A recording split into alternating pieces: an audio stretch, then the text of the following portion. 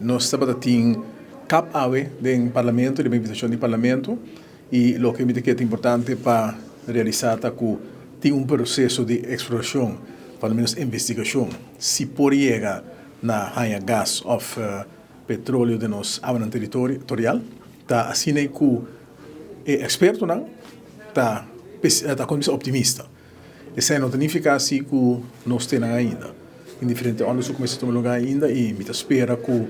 dentro de, pelo menos, algum luna,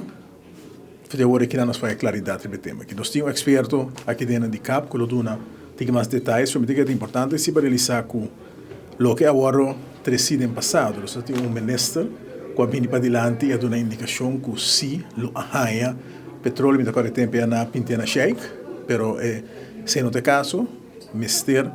está cauteloso com o que está apresentado para fora e o ministério não tem mais paciência para no final mirar se verdadeiramente tem